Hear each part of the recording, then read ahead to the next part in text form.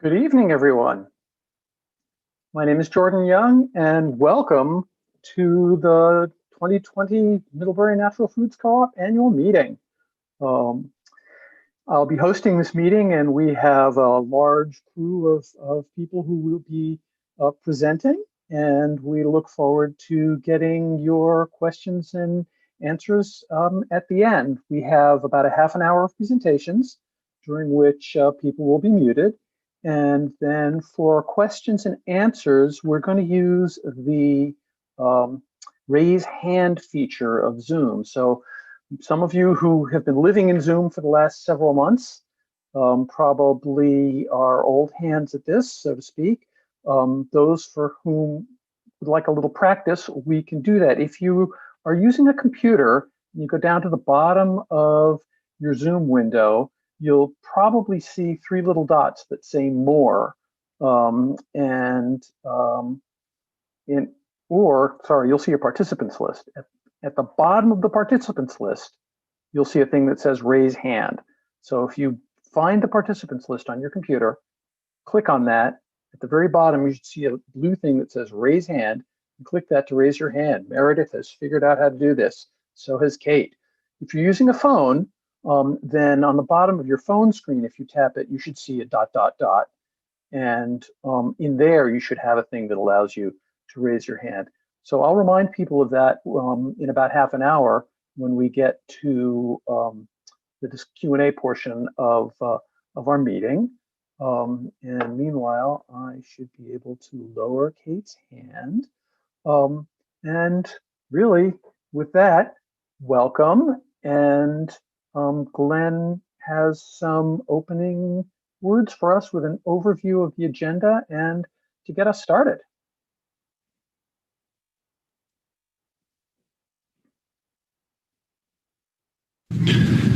Hi, everyone. I'm Glenn Lauer, the General Manager of the Middlebury Natural Foods Co-op. Welcome to the 2020 annual meeting of the Food Co-op here in Middlebury. This is your co-op's 44th annual meeting, if I count that right on my fingers, from 1976 when the co-op was first incorporated. I hope this virtual meeting is working for you. I'm sad not to see you at our annual meeting where we typically have it at American Flatbread and share some great food with you. Hopefully next year we'll get to do that again. I'd like to thank Jordan Young, who's helping us with the facilitation of this meeting and all the technology behind it. It's something that I can't do. Here's the agenda for today's meeting. I'll introduce Tam Stewart, the board president, in a minute, and he'll have his part, and then I'll come back on and do some more reporting about how the past year and what's been going on recently. And then Lynn will do the treasurer's report, and then Kate will do the election results, and then we'll have lots of Q&A at the end for time for members, for you all. If you have questions, please save them for that Q&A time at the end. And there should be a button somewhere on your Zoom screen for raising your hand. You can click on that anytime, and Jordan will keep you, record down who's in the queue and keep that going. Please note that this meeting is being recorded, so we can put it on our website for anybody who missed the meeting. I think that'll be great. I also want to remind you that you can talk to me or talk to the board anytime for a more in-depth conversation than probably what we have time for here. But think about that. If you want to talk more, just send me a message, an email, call me, catch me in the store. If we can't meet right then, we'll make a date and plan to meet and have a good conversation sometime. It's really important for me to connect with members and hear what you all are thinking. So with that, let me introduce Tam Stewart. He's your board president. He's been doing an amazing job with this amazing board, and he's going to have some remarks here for you. Good evening, everyone.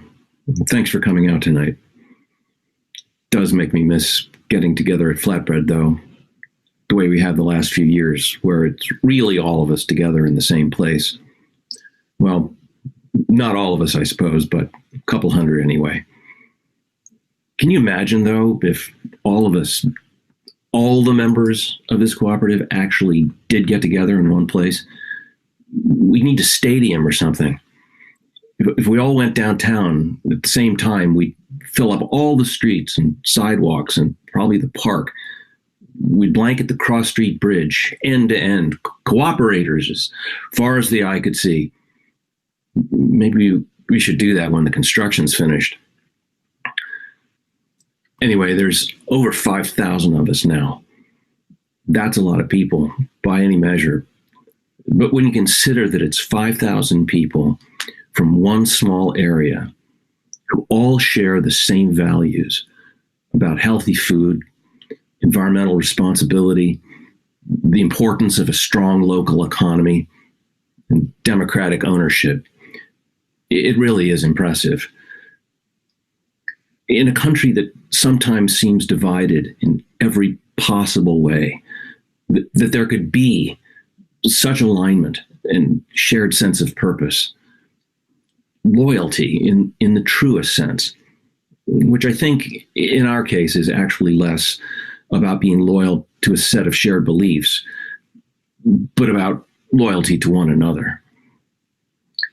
In a few minutes, Glenn will provide details about how our cooperative has performed over the past 12 months since we were last together at Flatbread. When he does, you'll see how that loyalty has expressed itself in the amazing organization that we own together.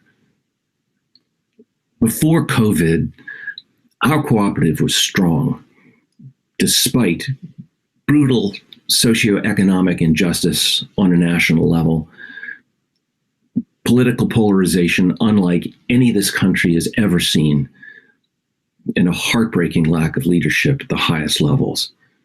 Heartbreaking, infuriating, both are unacceptable, and we don't have to settle. So don't forget to vote in November, and maybe we can change that. Anyway, despite those conditions, our co-op was thriving, really firing on all cylinders. Other board presidents would write to me asking how we did it. And then COVID hit.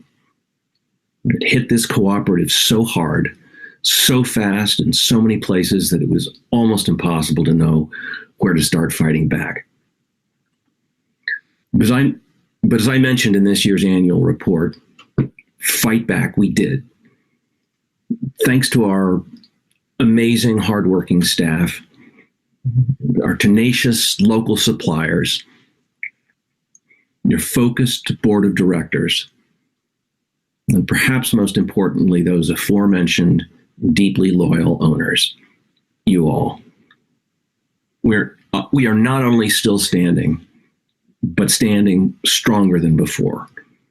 We didn't just adapt to COVID's new conditions in an attempt to return to where we were, but we stepped up to each challenge as a chance to make something better. As your board chair, I highlighted a few of these strengthenings related to governance in this year's annual report, so I won't repeat them now. But I do want to leave you with one observation based on the events of the past year. And that is that your co-op has been stress tested in ways we never thought possible. But because we all pulled together with the collective powers of a mature cooperative, we are not only stronger than we were, but we're prepared to face whatever the future brings our way. So thank you, all of you, for standing by this remarkable organization. Please don't forget to vote, keep in touch, and stay safe.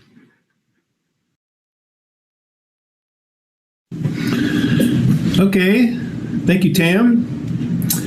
Hey, I forgot to mention in my welcoming remarks that we are recording these presentations. We just wanted to make sure that they go smoothly. So the question and answer section at the end will be live, and so thanks for your understanding about that. This next section, we're supposed to talk about at the annual meeting the fiscal year that ended March 2020. That feels like a really long time ago.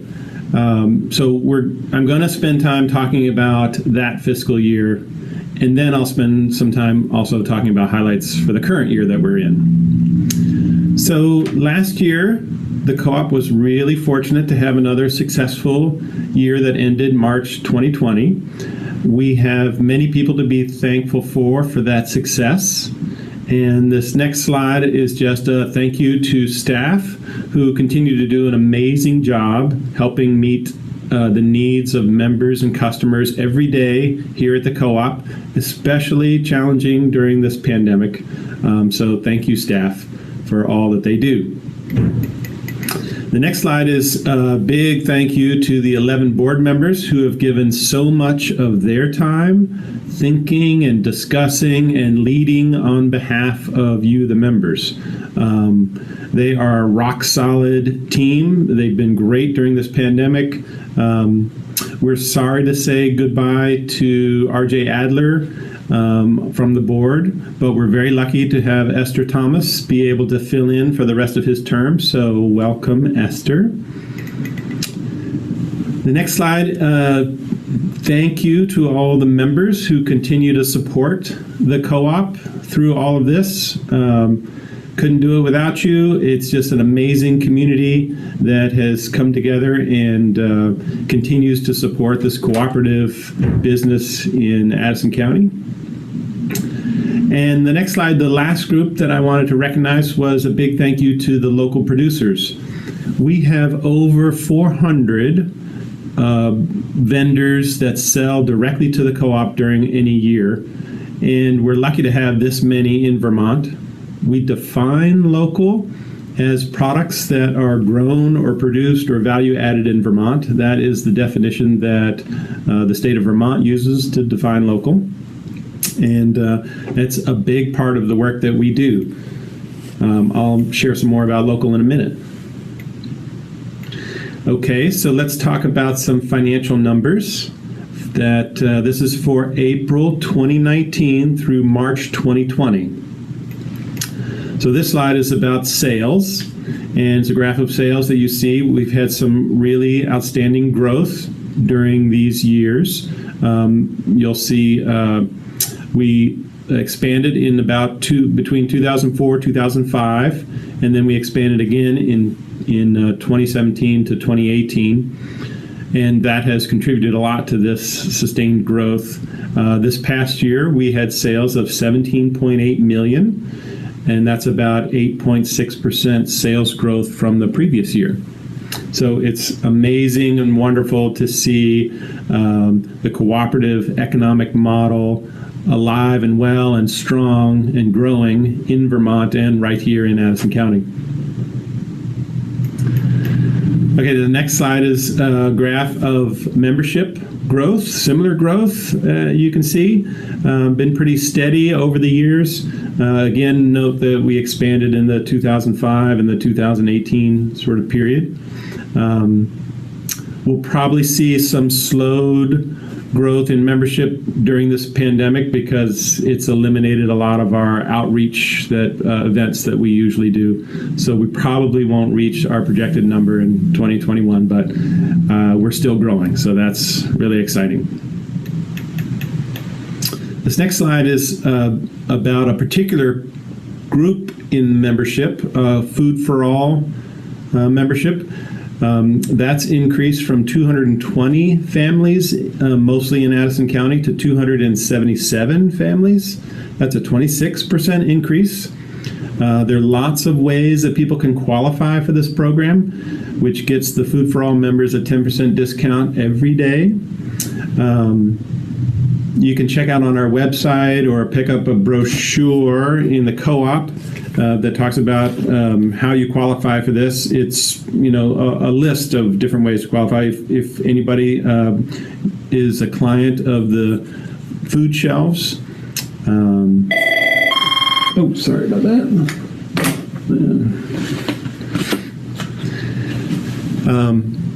or uses any of the food assistance programs, WIC, SNAP, or any of the others. So check out that brochure.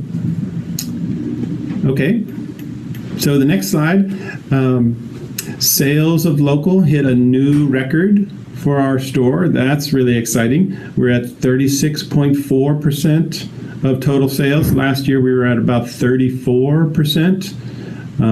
So this year it's about 6.5 million of our sales is local products, as I defined. They were, grown, produced, or value added in Vermont. Staff are super proud of this work, and I like to remind folks that there's a lot of extra work that goes into managing these 400 local producers that sell directly to us. It's a labor of love for staff. They love doing it. Members love buying local, and we're going to keep trying to grow this number every year. Thanks. Next slide is quick review of donations for this past year that have been amazing, especially the Rally for Change, where you round up to the nearest dollar at the registers. We do this 1 week out of every 3 months or every quarter, where we actively ask cashiers to ask customers, would you like to round up to the nearest dollar? In between those weeks, in between those months, you can still continue to round up, and that money will go to the local food shelves, Hope, and CVOEO. So you can round up anytime at the registers.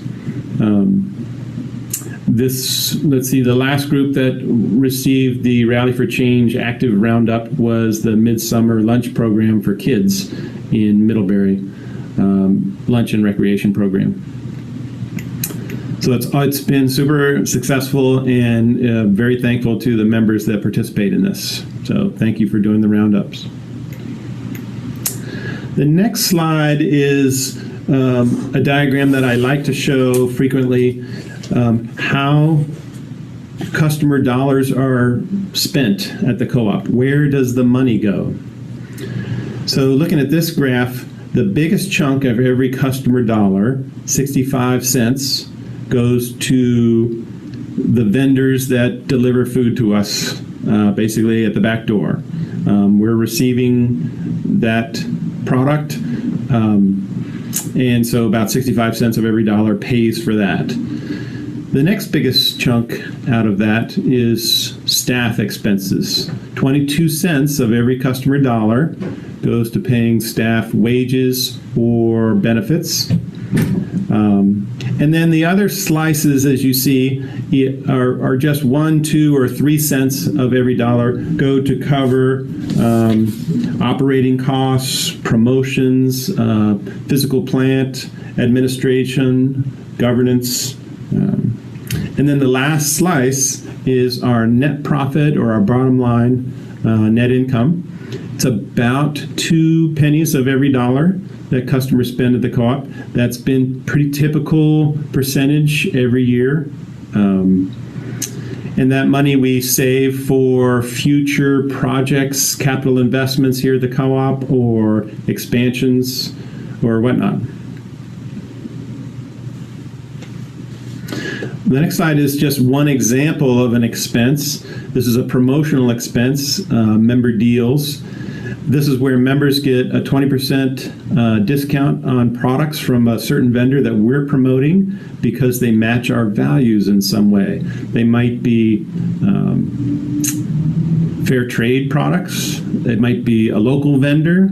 They might be a vendor that's a cooperative that's selling to us. The total discount expense for this past year was $60,000, and that gives you a little flavor of the cost of this benefit to members. I don't have a slide, but I also wanted to mention that this fall we begin to pay back our $1 million that we borrowed from members in member loans that we used for the expansion in 2018. A few hundred members loaned money to the co-op, and they had various terms for those loans and interest rates. And this fall will start the beginning of the payback according to those terms. So for the next 4 or 5 years, we will be paying back those loans according to the terms for each member. And it's just a wonderful example of how the community cooperative economy is working here. And we're very proud of that. Okay, that was fast and just a few highlights from last year. So let's change gears and talk about a few things that we're excited about for the current year that we're in. This first slide is about our DEI work, diversity, equity, and inclusion.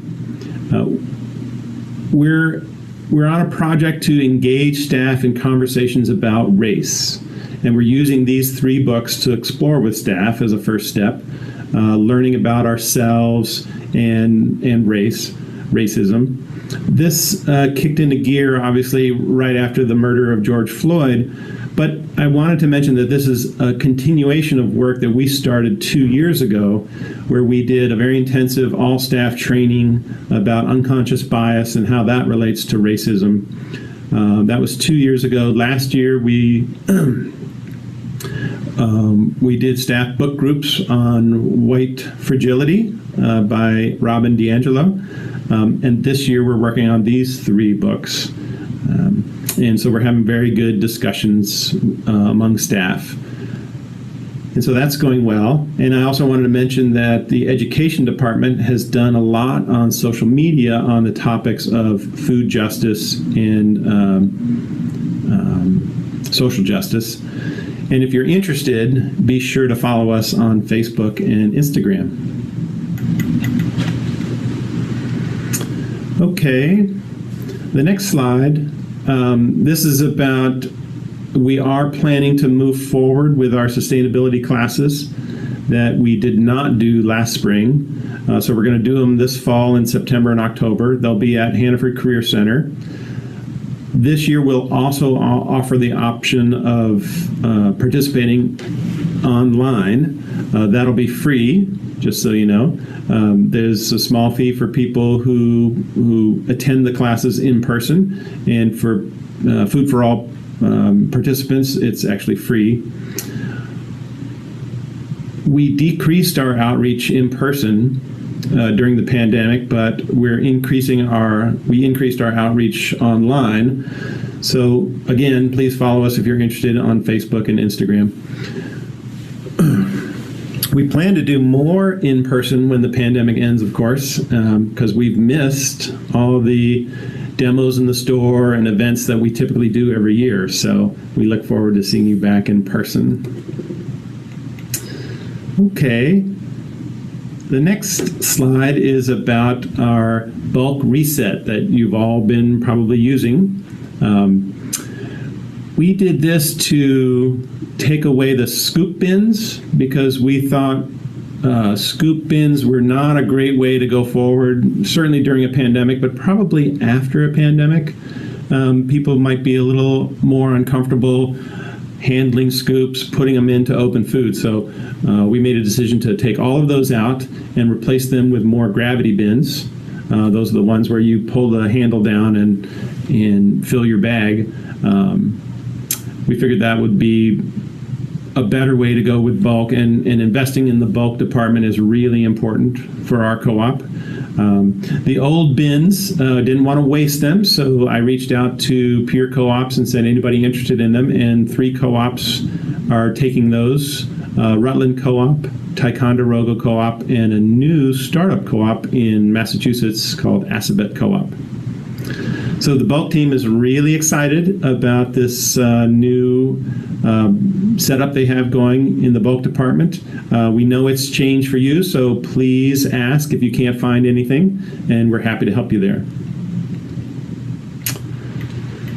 Okay, this next slide is showing our small warehouse that's in the building behind the co-op. This is something we've been developing over the past few years. We've nicknamed it the Cave because when we first got it, it was dark and dingy and dirty, and So the staff nicknamed it the cave. But we've developed it into this very small warehouse where we can stock up on products.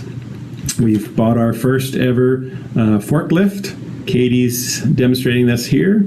And the hope is that we'll really benefit during the holiday season. We're hoping to stock up on some things and make sure that even despite the pandemic, hopefully we won't run out of certain products, especially basic products.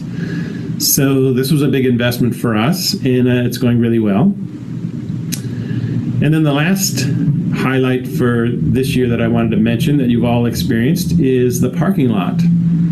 That was a big investment.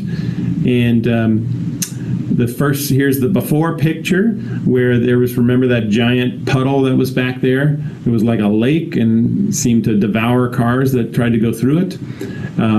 So we've put in underground drainage system and paved the whole thing and striped it for parking, and it's working really well for us right now. So that was one that we had planned to start last year, and I'd probably talked about it at last year's annual meeting, but it got bumped to this year. So those are some highlights. I'm going to pause here. In the next section, we're going to talk about how the pandemic went for us, and we'll be right back. Thanks so much. Hi, everyone. My name is Greg Prescott, and I am the store operations manager here at the Co-op. I just want to take a few moments to talk about how we have responded to COVID-19 and share all the changes that this pandemic has brought to the way that we operate on a daily basis. When this first started back in March, every one of us on staff were suddenly deemed essential workers. Everyone else in our community was told to stay home. And in the beginning, we received very little guidance on how to operate during a pandemic. It seemed as though everyone was learning this in real time. So we reached out to our peer co-ops in Vermont, New Hampshire, Massachusetts, as well as co-ops on the West Coast who were the first to be affected by COVID-19. We listened to what they learned, and we asked how they were keeping everyone safe. We also listened to our staff, to our customers, our community, and we listened to anyone who had an opinion. Then we tried our best. We made some mistakes. We were ahead in some instances, and we may have acted too slow in others. And in no way are we finished. But I would like to take you to the timeline of our pandemic response. So things really began for us starting in the second week of March. Supplier out of stocks meant missed deliveries and empty shelves. We began to sanitize our carts and baskets. Our suppliers ran out of hand sanitizer, so we tried to make our own hand sanitizer. We made gloves available for staff and customers in lieu of hand sanitizer. We stopped our in-store passive and active demos. We halted our member worker program. The next week, our biggest supplier limited the amount of product that we could order per day, and we were still having massive out of stocks. We changed our store hours to open an hour later. This allowed us more time to stock the shelves, sanitize our store, and this also let staff catch their breath and mentally prepare for the day ahead. We made our first hour of the day only for our most vulnerable shoppers. Gloves became mandatory for staff because we had no hand sanitizer left. We closed the hot bar and the salad bar. We shut down our indoor seating, and we sanitized the store 4 times per day. The following week, we made gloves mandatory for customers. Bulk began to package all the items that were in their scoop bins. Our cashiers handled all the credit and debit transactions so customers wouldn't have to touch the pin pads. We stopped allowing bring your own bags and containers.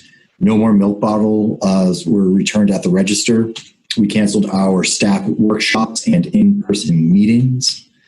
We also installed state-of-the-art register guards. Starting in April, we began our online ordering and curbside pickup. Our major supplier pulled their operations together, and we were no longer held to a daily limit, although we still experienced vendor out of stocks. We started to support local restaurants by purchasing staff meals once a week. These are absolutely delicious. The following week, we closed the deli so staff could help in other departments. such as packaging the bulk in the bulk bins, sanitizing our store more regularly, being part of the curbside pickup program, and they were just all around amazing. Every department was stretched so thin, stressed out, overworked, felt as though they may collapse, and the extra help that the deli staff was able to provide was absolutely amazing.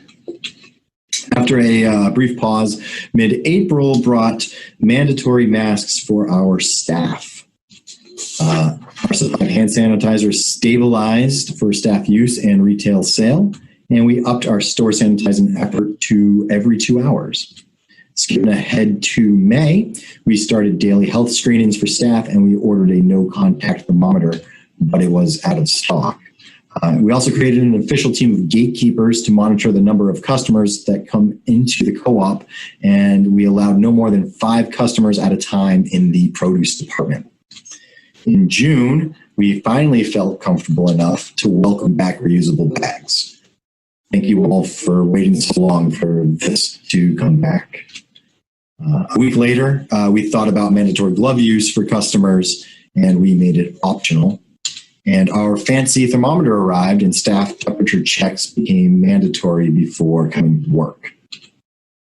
The middle of June, we changed our store hours back to 8 a.m. to 7 p.m.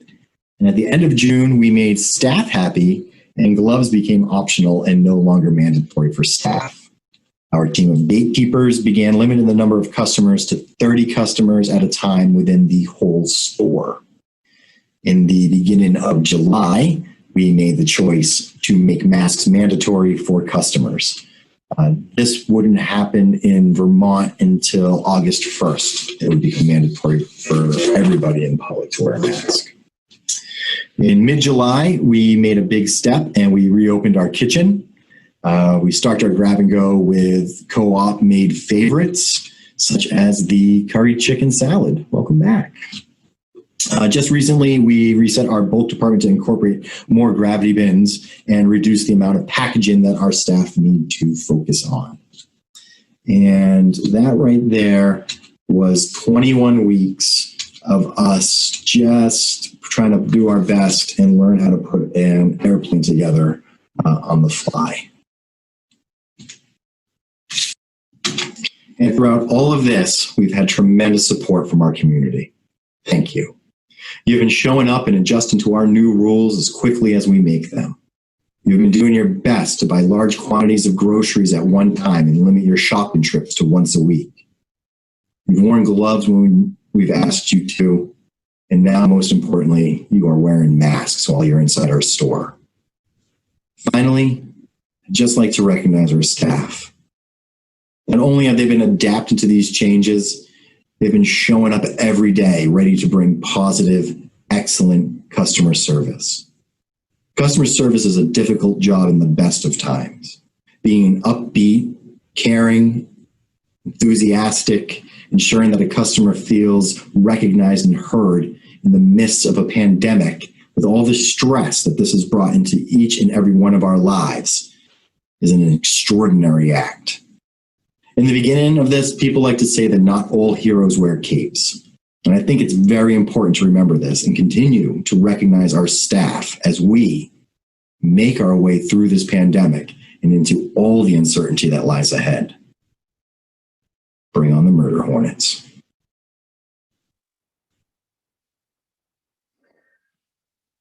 Thank you, Greg. I don't know if you got that last line, but he's ready for the murder hornets, okay? And I'm ready for the curry chicken salad, for which I am a complete sucker. The next thing that we're going to take a look at is our finances for the previous year. Lynn Dunton isn't exactly murder hornets, though I know some people, when they think finance, feel like it might as well be. But I think she's got this in a way that is compelling and relevant. So here's Lynn.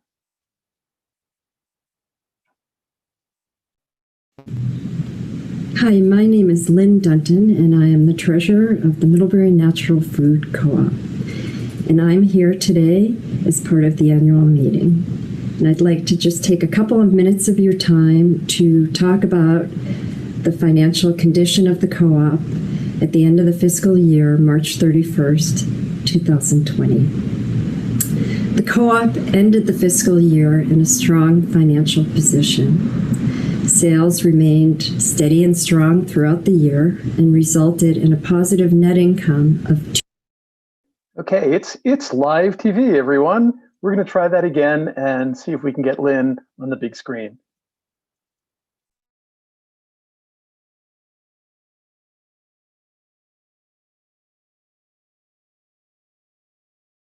I know that she's in there somewhere.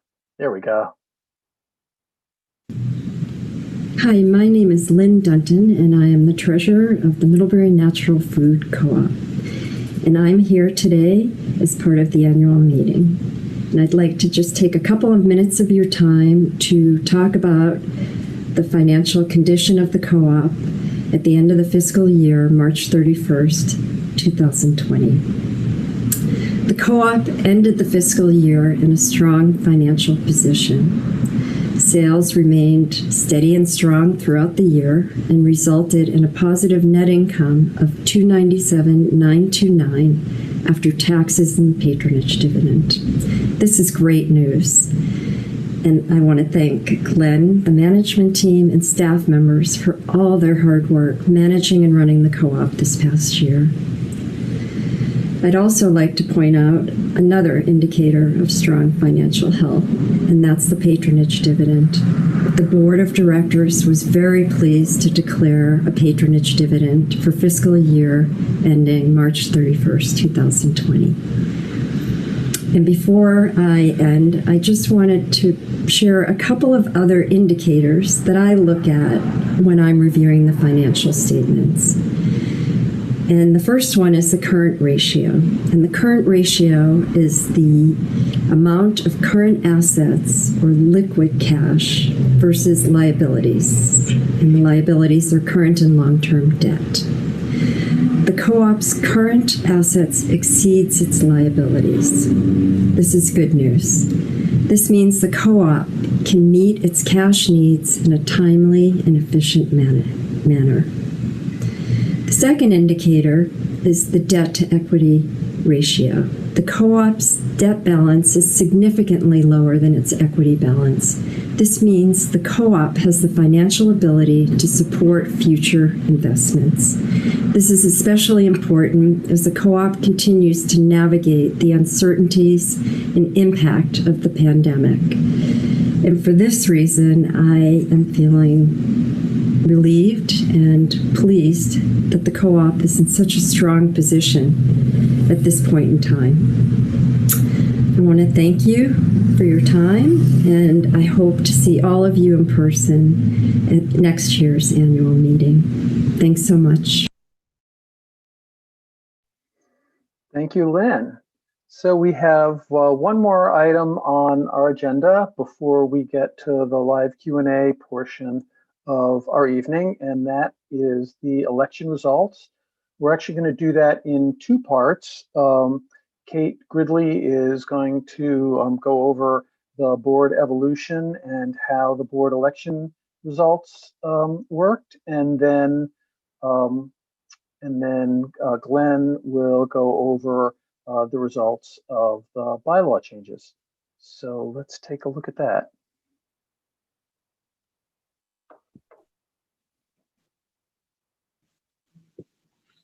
Good evening. My name is Kate Gridley. I'm Vice President of the Board, and I want to thank you all for being here tonight in our first Zoom meeting ever. And I want to thank the folks that have presented already tonight. Mine is the almost final presentation. So I am reporting to you tonight on elections. Our co-op is a democratic operation. And this year we had two milestones. The elections, which were late because of the pandemic, were conducted electronically. This was a first. And the result, which I will show you the numbers for in a second, was amazing because we went we beat last year's record number of votes by a long shot. So that was the first milestone. And the second milestone is that we had our first ever member owner petition. Both of these things are signs that we have an active, highly interested group of member owners, and I want to thank you for your participation. Before I get to the election results, I need to share with you that our board is allowed to appoint a director if it turns out a director has to leave. So in February, we learned that R.J. Adler, who had been a director for a term and a half, was leaving because he was going to get married and he was relocating. And so we had the opportunity to make an appointment. And we were in the fortunate position of appointing Esther Thomas. Now, I'm going to share my screen so that you can see who Esther Thomas is. And here she is. Here we go. Share. All right. Esther joined the Middlebury community just a little over a year ago. And she's a single mom with 2 children and a member of the staff at Middlebury College. And she had come around in February to attend one of our board meetings because she wanted to know how we work. And she talked to Tam and she talked to me, and she was planning on running for office. So the opening was created and we invited Esther to join us. And we are so happy, Esther, that you are on our board of directors. Now, here's what happened. 1,351 of you cast ballots electronically. Thank you, Greg, for that lovely picture. Vote. Last year, in contrast, 710 ballots were cast, and that was a record. So look what happened. Why did it happen? Was it the ease of electronic voting? Was it because we were all home during the pandemic and we were on our computers? I don't know, but this is a trend we are very excited about. And now I will tell you the results, which are not going to be too much of a surprise. Here we go. You re-elected 4 incumbents. And in fact, this year, the slate existed of 4 incumbents. And this to us was a major surprise. The last decade, we have had between 6 and 10 people running each election season. And something was different this year. We did the same kinds of recruitment. We had tables in the store. We talked to lots and lots of people. People took applications home. And no one applied. Was it the pandemic? I don't know. But I have to say this. We want you to apply to run for the board.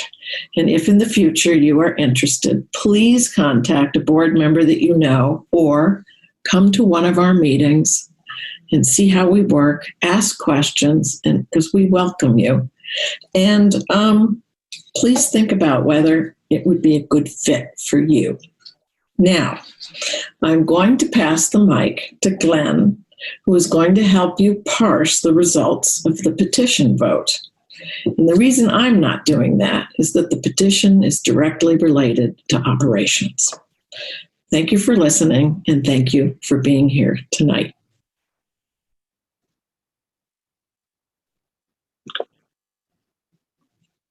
Bye-bye.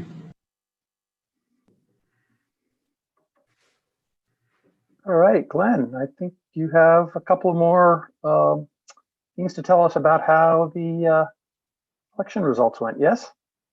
Great, yes. Hi, everyone. So we're in the live portion right now, and in a minute, we'll open it up to members. I changed my shirt just so you can tell that this is different. And we have a couple of slides to show the results of the bylaw vote. Just waiting to see those come up. Hey, okay, thank you. Thank you, Jordan. So first I wanted to recognize how the amendments to the bylaws work. And this is from our bylaws, Article 7.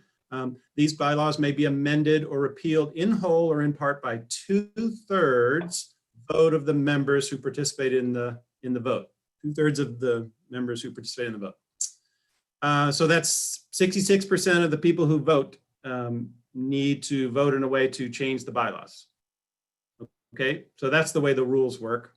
And that's important because on the next slide, you'll see, so this was the first question that came up. Shall MNFC reinstate the wording, goods and services at the lowest possible cost?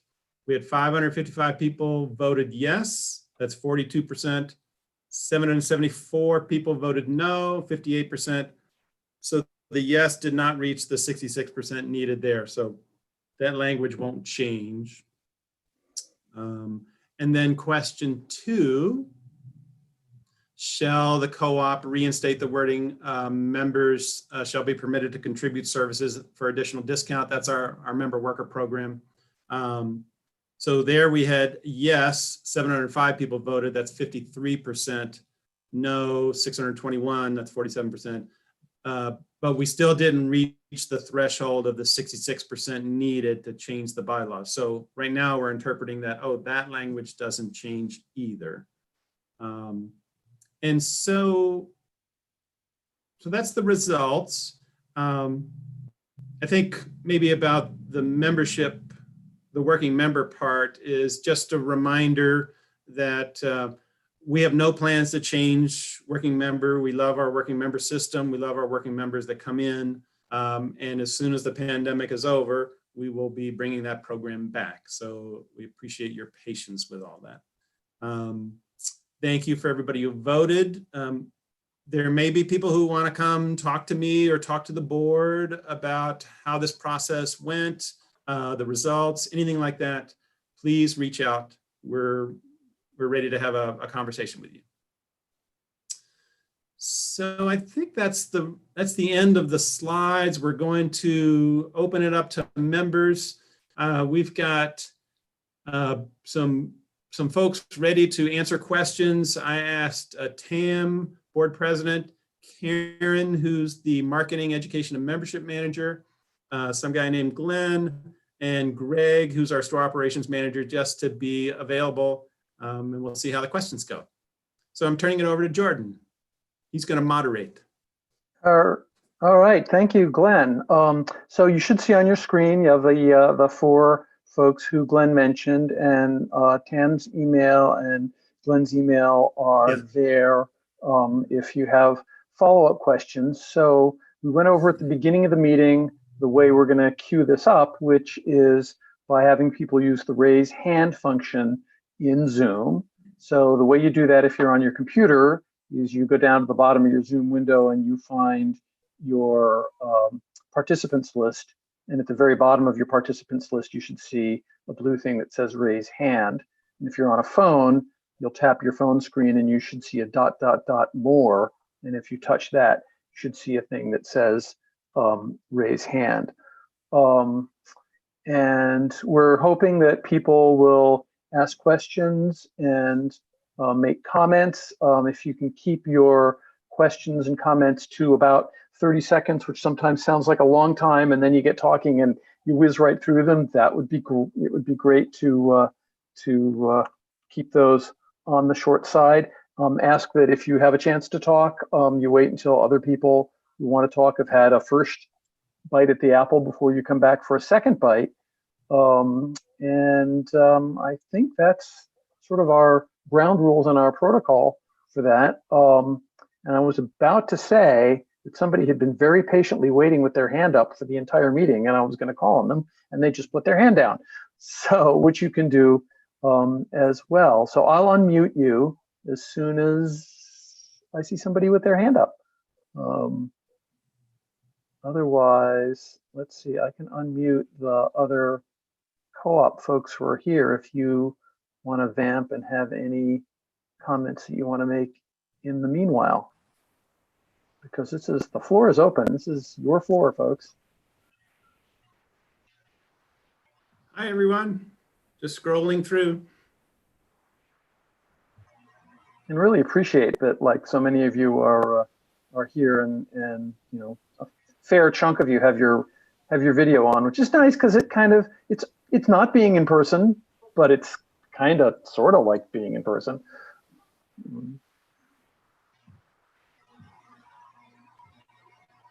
Wow.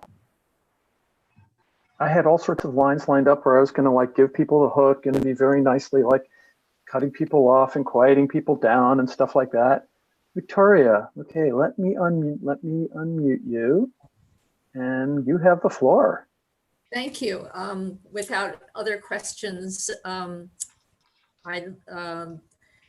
know some staff and I know many customers are wondering when reusable containers will be allowed again. Hey, thanks for that question.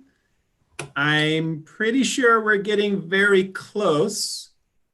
And I'm going to just reach out to Greg and maybe you have a little bit more to share. Oh, yeah. So that's a great question. What we've actually done just over the past 2 weeks is we started talking with the bulk department and the front end department, as those are really the two departments with the most employees that will be handling other people's containers, people that bring them from home, and just trying to gauge how comfortable they feel about bringing these into their departments and working with them closely. Give them enough time to give us some feedback, and now we heard from everybody, and everybody feels pretty comfortable about it and are looking forward to allowing everyone to bring in their own containers. So hopefully we can get this started sometime next week. I would love to get this started as soon as possible. One of the greatest things about the bulk reset is the amount of gravity bins that was specifically thought of, that, hey, once we get people bringing in their own containers, they'll be easy to fill. We don't have scoops. We don't have people reaching in. So it's about time we move away from plastic. Wonderful. Great news. Yeah. Thank you for that. Thanks. Let's see. We have a question from Ilaria. Let's see. I've asked you to unmute, so you'll probably get a thing on your screen. There we go. I did. Hello. I don't have a question really. I'm speaking now more as a member owner than as a board member. I just wanted to thank everybody who spoke tonight, and really, really thank you to the management and the staff of the Co-op. You have made such a difference in the way I have gone through this pandemic, or I'm going through this pandemic, but I know it's not only for me. So a really big, big thank you. Thank you. The Co-op was one of my little refuges during this whole time. It was like a little spot of normal life. It felt very nice. Christina, let's see, got you unmuted, so you have the floor. Well, my question is, in terms of the financial picture, it was really thoroughly discussed through the end of March, but the pandemic seemed like it really took over after that. Can you just give us a picture of, like, are things still as fruitful or stable, or like, what is the financial picture like now? Thanks. Hi, Christina. Thanks for asking that question.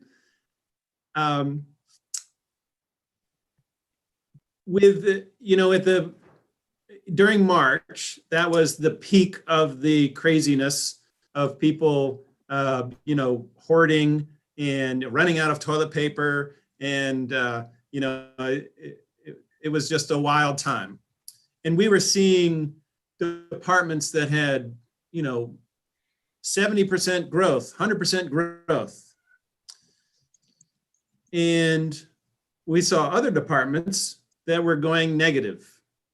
So the deli department was one of the examples. As you can imagine, during a pandemic, suddenly people don't want to buy food that is open, self-service, all that kind of thing.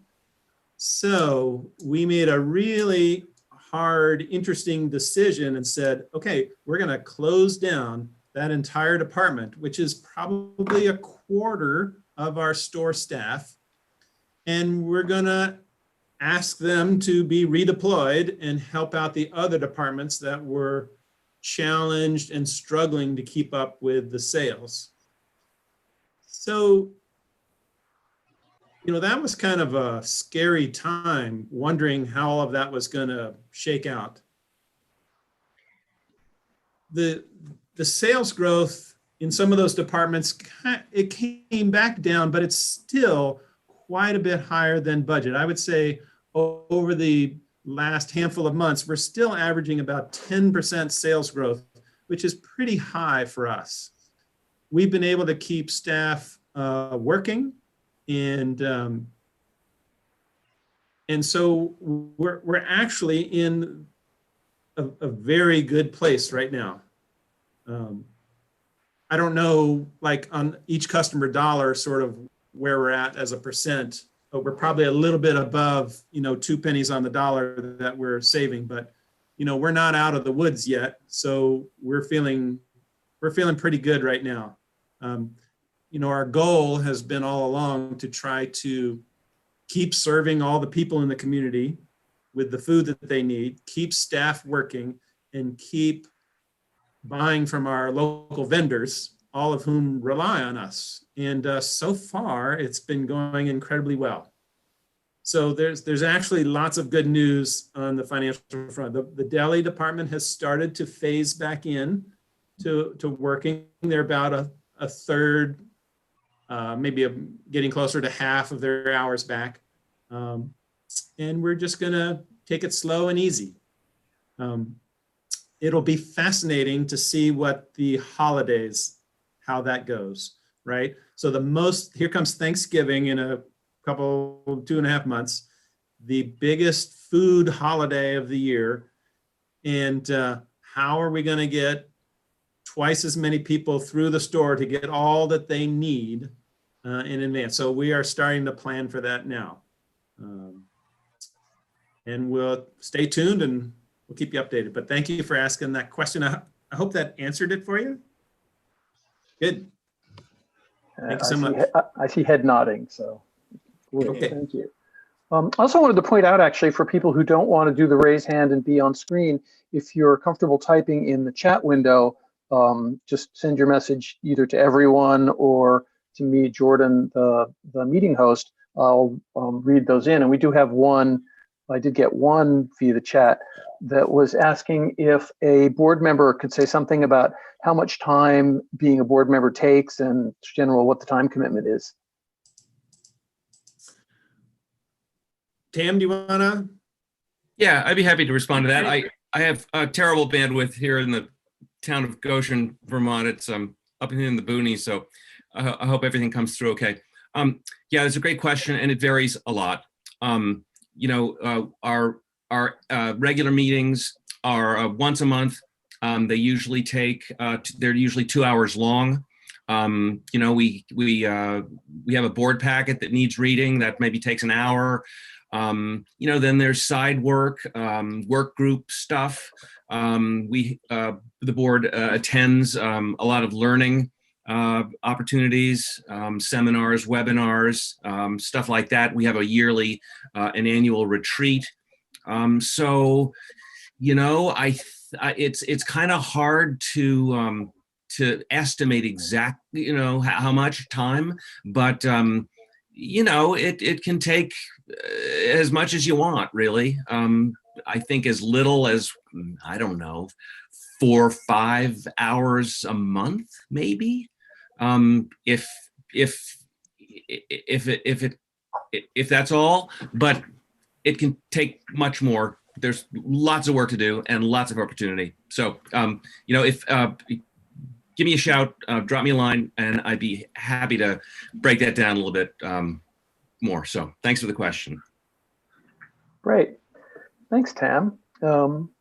We do have another hand up. Let's see, Ross, I'm going to unmute you and you have the floor. Oh, thanks. Hopefully I can get this in. My internet connection is pretty sketchy and I lost you a little while ago.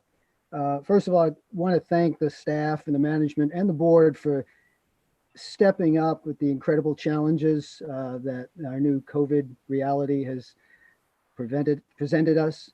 Really appreciate it. The co-op is such a pillar of the community. It's so important. So thank you for that. I did want to comment on the voting results. I think that the results show that the anecdotal reports that I had heard that last year's vote on the bylaw changes didn't really adequately represent the will of the majority of people voting, because the questions weren't actually on the ballot, the important questions like they were this year. It said on the ballot, do you support bylaw changes as proposed? And people had to read through all the information to see what was being proposed. And it seems, and the results this time around seem to totally support this, that most people just don't take the time to read through all that information. I know the co-op board felt like they did everything they could to get the word out last year and all the usual things. In fact, I think it was actually characterized as hitting it out of the ballpark. The results this year seem to support the fact that rather than hitting a home run last year, it was more of a foul tip. Really, I know the co-op is committed to democratic principles and being a democratic organization. But for democracy to work, the members have to be fully informed and educated about what they're voting on. And one of the first things in that process is to actually put questions, important ones, on the ballot. So at least if people don't read through all the information, they got a good idea of what they're actually voting on. And so it's my sincere hope that in the future, the co-op staff, management, and board will make sure that important questions are actually on the ballot, not buried in a bunch of information that people have to take time to read through, because people are busy. Life is, throwing us all kinds of curves. Not everyone takes time to do that. In fact, the results indicate this time around that if these questions were actually on the ballot last year, they may not have, gotten maybe 50% of the vote, not 66%, which is what needed to actually make a bylaw change. And so it's my sincere hope that going forward, we learn from this experience and we don't repeat the kind of thing that happened last year. The other thing I did notice too, that going online during the month of August, well, I didn't go until the end of the month, but when I opened up the homepage on the co-op website, I didn't see any information about the vote, encouraging people to vote. Didn't see a link. Now, maybe it was on there somewhere, and I only looked at the homepage, and I thought it would be right there, front and center for the month of August. And so unless I missed it, I'd like to encourage the co-op to do that in the future. Make sure that information on online voting, if you do this in the future, which it seems like it was a positive thing to do, make sure it's right out there front and center. Make it easy for people to vote by putting something on right there on the homepage, right when the stuff comes up. So thank you. That's all I wanted to share. Appreciate it. Great. Thanks, Ross. I think Thank you, I Ross. know a couple of people have comments. Karen, did you have something you wanted to? Yeah. Thanks, Ross. I appreciate all those thoughts.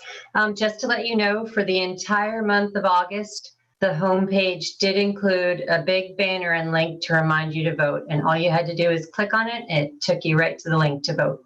Okay, good. Guess I missed that. Thank you. Sure. I've always found it's amazing what can be on a homepage that I don't see. It's like, yeah, I'm just going to glide right by that. And usually then it's when somebody comes up and says, yes, right there on the screen, right in front of you. Oh, let's see. It is 7:35, so we're actually a little bit past time. I know some of our presentations went a little longer than we had thought. But I also don't see anything in the chat or any hands. So maybe I'll say last call on those and turn it over to Glenn if you have any final thoughts. I think I saw your physical hand up there. So sure, I'd be happy to close this out. And if anybody else wants to have a final comment as well. It's kind of exciting and interesting that this is recorded. It will be linked on our website And I certainly hope that next year we'll be back at American Flatbread or someplace like that, having another in-person celebration. But it occurs to me that we might actually start recording those live as well and posting them. So maybe we're starting a new trend, a new era for our co-op of recorded annual meetings being listed, and you can go back years and see them. So thanks everybody for coming. Anybody else want to have the last word? Thanks, Ross, for your comments. Thanks, Christina. And I think I'm good. Yeah, thank you all for being here. And I guess we'll close out.